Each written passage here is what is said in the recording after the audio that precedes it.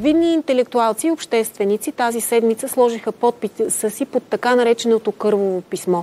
С него те поискаха оставката на кабинета и разпускане на Народното събрание. Решени сме да сложим точка на този престъпен режим.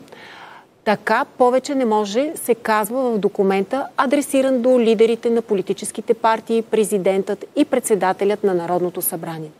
Подпис под това искане е сложил и журналистът Тодор Беленски. Той ни е на гости тази вечер. Здравей! Благодаря за поканата. Сега, защо се подписа под такъв документ? Защото е видно какво се случва в държавата. На практика Конституцията преди още няколко години беше суспендирана. Виждаме как липсва плурализъм в медиите, как се правят буквално антидържавни действия. И при това положение смятам, че вече малко става обидно да се наричаш интелектуалец в България, предвид колко интелектуалци, ще бъда директен, се продадоха през последните години. Истината е, че трябва да правим това, което ни съветва нашата вътрешна съвест.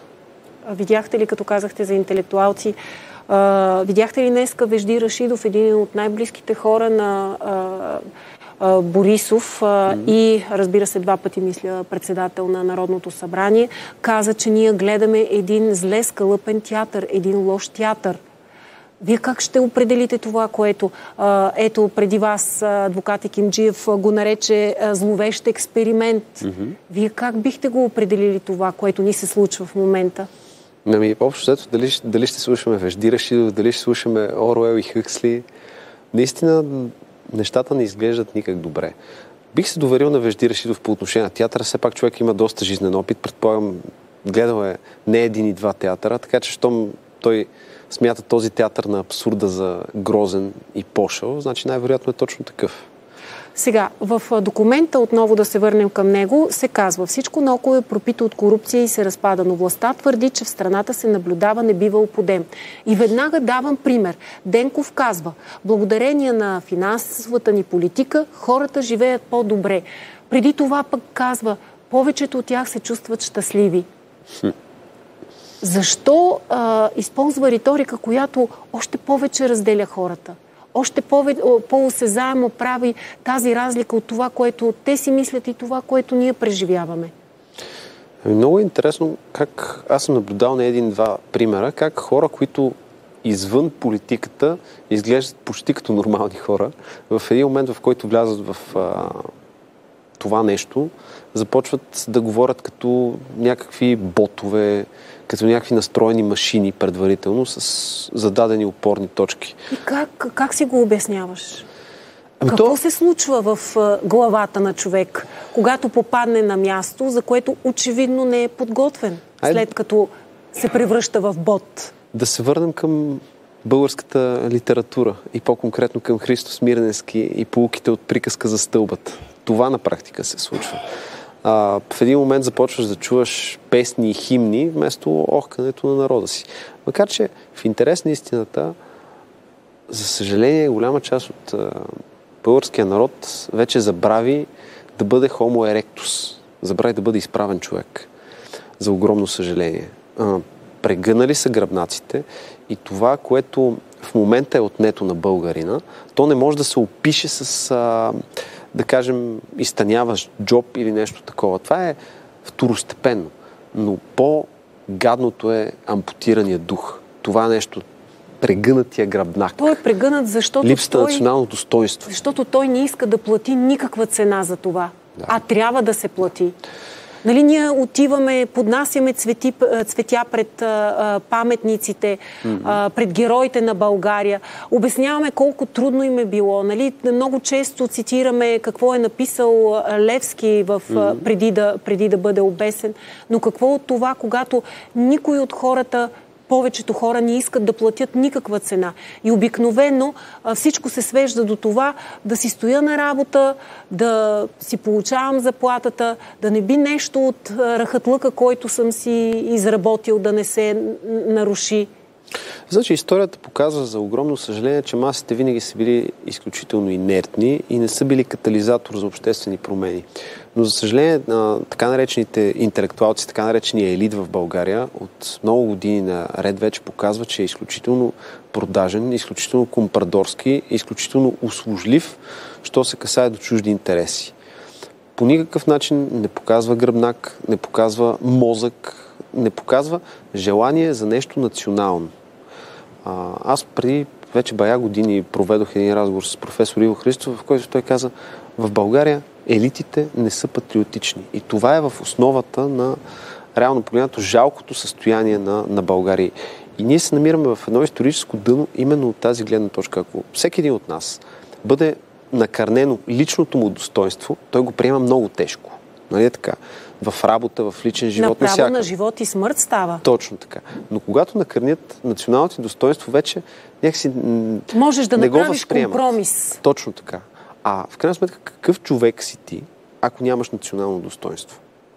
Според мен ти си смачкан, прегърбен човек, който, що ме направи компромис с националното достоинство, рано или късно ще бъде прегънат и в личен план. Само, че националното достоинство, според мен, започва да се изгражда още от детска възраст. В училище, в семейната среда. Точно така.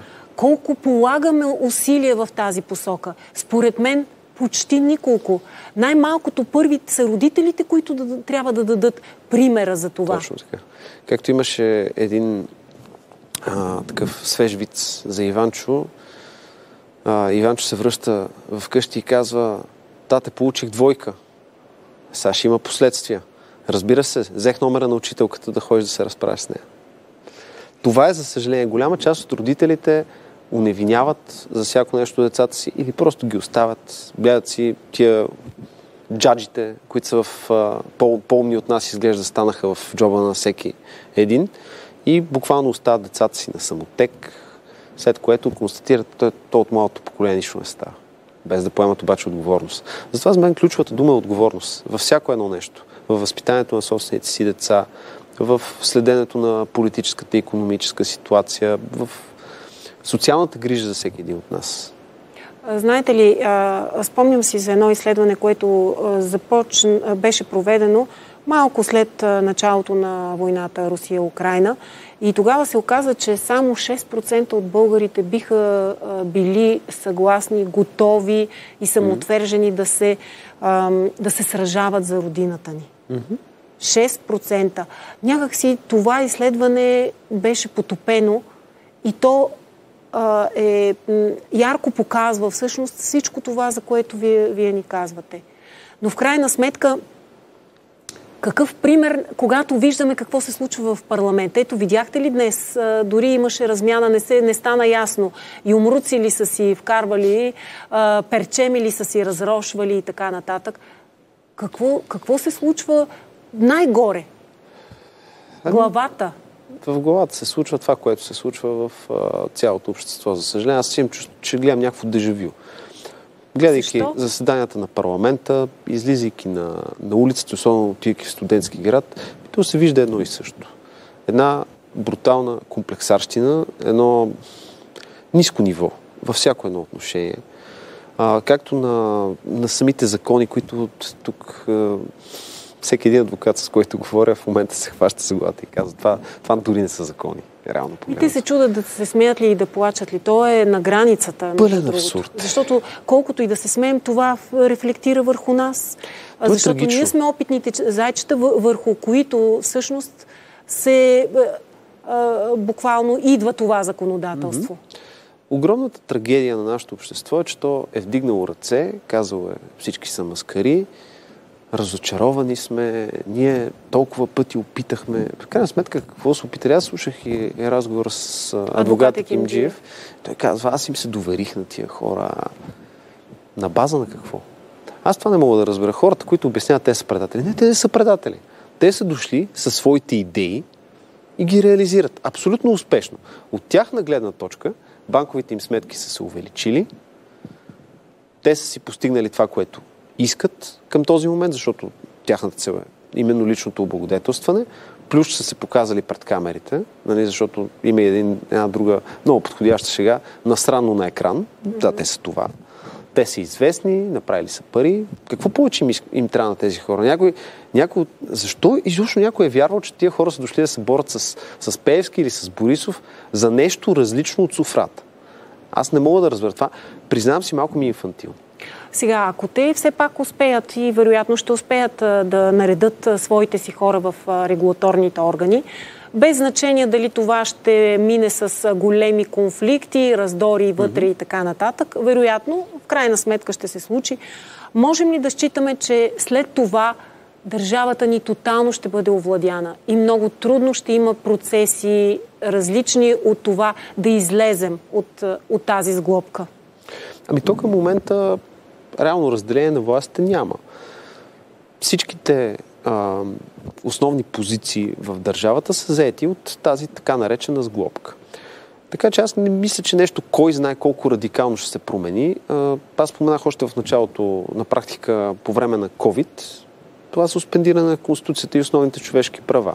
След това по време на войната изчезна плурализма. Всъщност още по време на COVID, нали, изключаем Мангаров този онзи, нали. Още тогава се налагаше едната гледна точка. Това продължи с войната.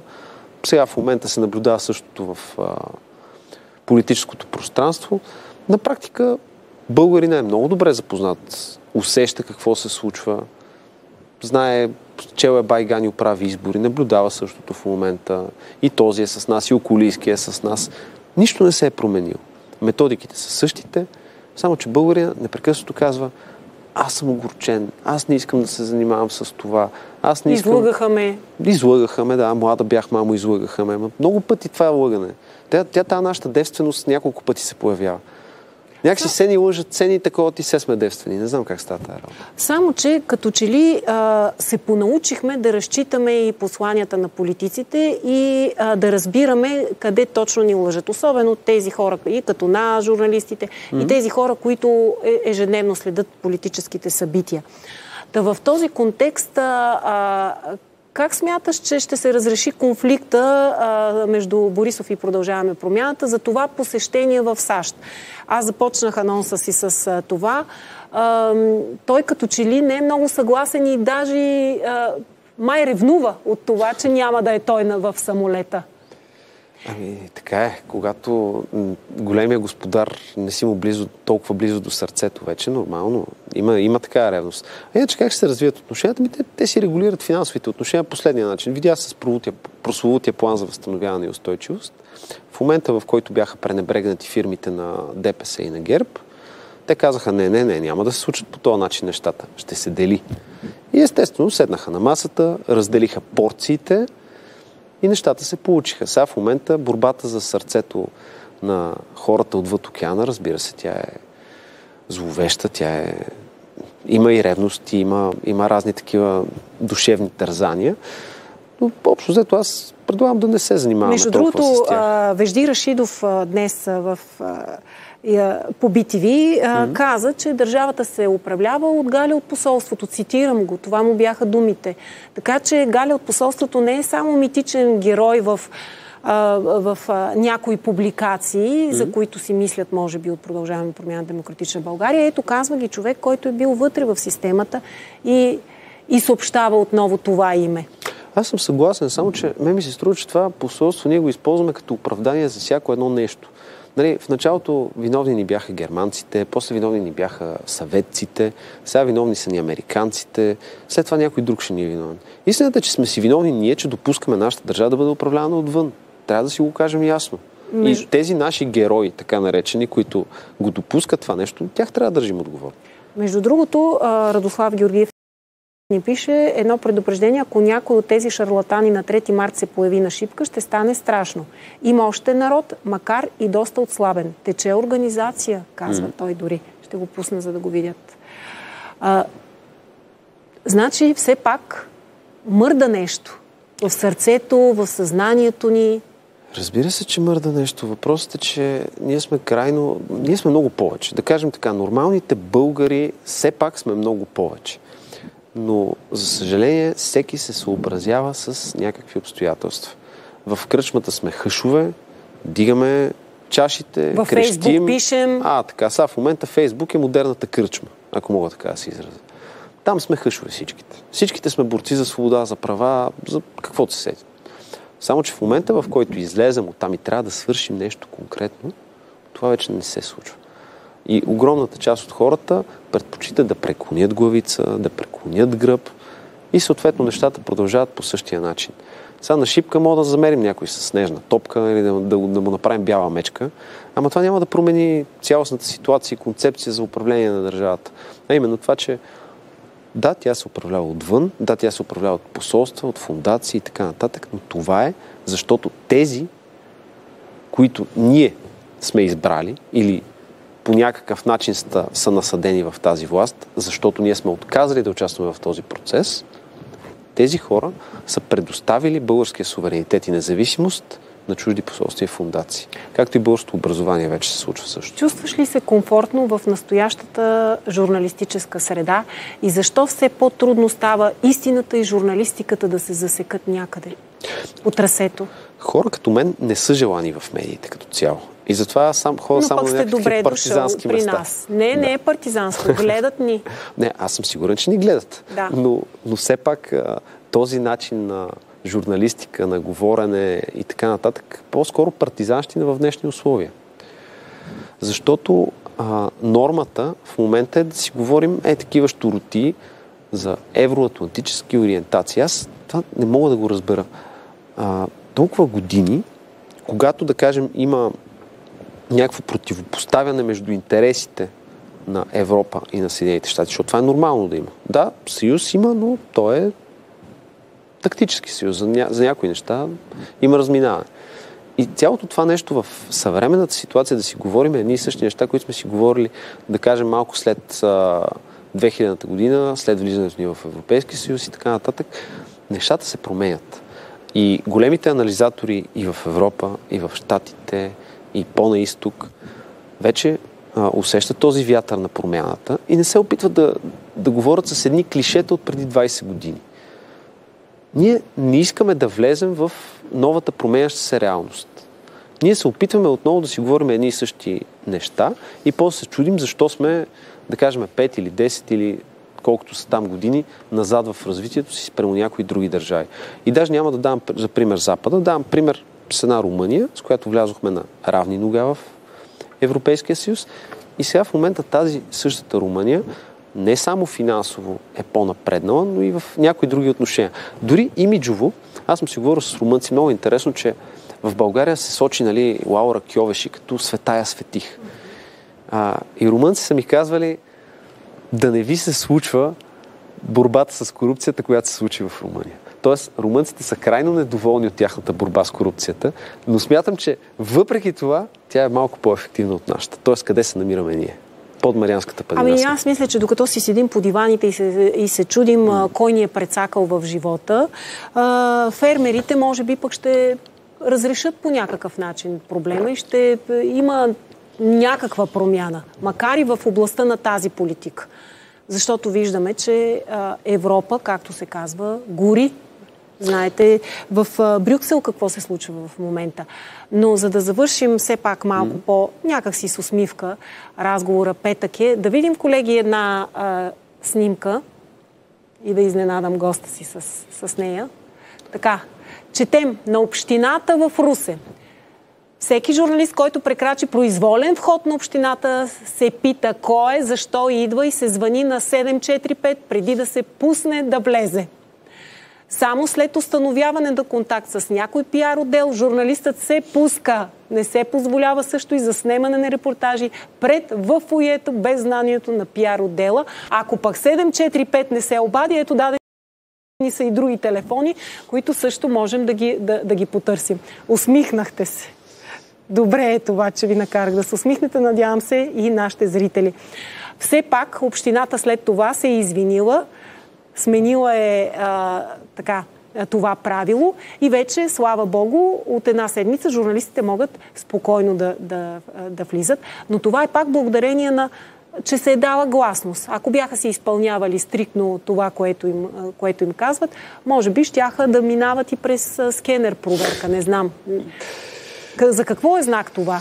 Общината за какво се е извинила? За това, което е направила или за това, което са разбрали хората? Не, те са казали някаква грешка, недоразумение. Нали знаете как ги обясняват? Много са интересни тези недоразумения. Между цяло съобщение така с недоразумение. Добре. Всеки журналист, който прекрачи, да не влиза, докато не назване на 745. То е много интересно. Между другото и чакаше с един ремонт на сградата на Народното събрание, на която пише Съединението прави силата. То ремонт така и не започна. Не започна. Обаче от друга страна пък бяха преместени в партийния дом. Така и за да започне. Да, за да започне. Така и не започна. Но пък журналистите им беше пресечен достъпа до разни политици. Въпреки, те се жалваха, написаха едни писма, никой не им обърна внимание. Така че какво най-забавното е, че огромната част от журналистите, които са допускани там, са казионни журналисти. Но дори там нещо може да се изпусне. Нещо не както трябва. И поради тази причина по-добре да ограничим достъпа за всеки случай. Ами така е. За да може мафията да превземе държавата, трябва здрав контрол и здрава ръка. Истината е, че мафията вече е превзела държавата от много години. Мафията си има държава в България и трябва да си го кажем ясно. Ние трябва да я освободим от мафията. Ние няма какво да чакаме вече. Те пипалата са навсякъде. Или се бориме с тях и ги режем, или те убиват нас. Но това става с изправен гръбнак, а не с привид. Точно така. Благодаря Само ви. с изправен гръбнак. Благодаря ви за този разговор. Журналистът Тодор Беленски, гост в Студио Х.